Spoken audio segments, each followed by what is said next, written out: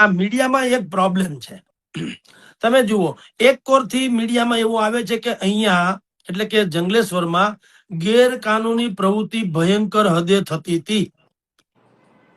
ચરસ, ગાંજો, drugs, પછી લૂંટ, ખૂન, મારપીટ વાળા અપરાધિક તત્વો, એ બધા જંગલેશ્વર એનો અડ્ડો ગણાય. સ્વયં હર્ષ સંઘવીજીએ આજે અખિલા દૈનિકમાં એ રિપોર્ટ છે એમાં પોતે પણ કીધું છે, જે વાત હું કરી રહ્યો છું એ એના મોઢે એને પણ કીધી છે કે ભાઈ આ એક અસામાજિક તત્વોનો અડ્ડો બની ગયો હતો, એટલા માટે આ જરૂરી હતું. એ વાત સાચી છે, કારણ કે ત્યાં એવું હતું એક એક માણસ પાસે 15-15, 20-20 મકાનો હતા અને એ બિહાર, ઉત્તર પ્રદેશના જે અહીંના કારીગરો છે, સોના ચાંદીના કારીગરો, એને ભાડે આપતા હતા. હવે આને તમે પીડિત કઈ રીતે કહી શકો? એટલે આપણે મીડિયામાં પ્રોબ્લેમ શું છે, હવે એક કોર બુલડોઝર ચાલે છે અને એક કોર આવી વાતો છે કે અસામાજિક તત્વો છે ને ફલાણું છે ને ઢીકણું છે ને એને થવું જોઈએ.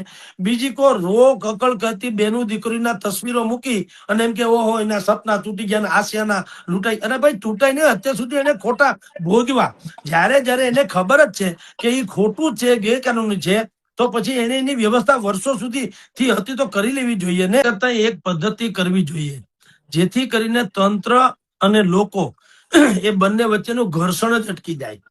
જ્યારે પણ દબાણ થાય તો આપણે અહીંયા કોર્પોરેશનમાં દબાણ હટાવ શાખા છે, પણ હું એમ કહું છું કે દબાણ થાય છે ત્યારે એની આંખું ફૂટી ગઈ હોય છે તો એની ઉપર એક્શન એની ઉપર લેવડાવવા જોઈએ. જે આવું બોગસ તંત્ર જે છે, અધિકારીઓ 5-5 આંકડાના પગાર ખાનારા, આખી ઇમારત ચણાઈ જાય ત્યાં સુધી તમને ખબર ના પડે તો તમે ત્યાં રહેવાના લાયક નથી. જેમ કોઈ સારો ઇસ્યુ તમે ચર્ચા કરવાથી ચૂકી જાઓ તો તમે એક એન્કર તરીકે કે એક યુટ્યુબર્સ માલિક તરીકે બરાબર ન ગણાય. જે અતિ ચર્ચાસ્પદ હોય, જેમ કે અત્યારે જંગલેશ્વરનો છે તો આપણે એની ચર્ચા કરી, રાજુ કરપડાનો ઇસ્યુ છે તો આપણે એની ચર્ચા કરી, એમ એવા કરંટ ઇસ્યુ આપણે ચૂકવા ન જોઈએ. બીજા કોઈ સામાન્ય ચૂકી જાય તો જુદી વાત છે. એમ બહુ મોટી વસાહત, એવડી મોટી વસાહત વસી જાય ત્યાં સુધી તમે લોકો કરો છો શું?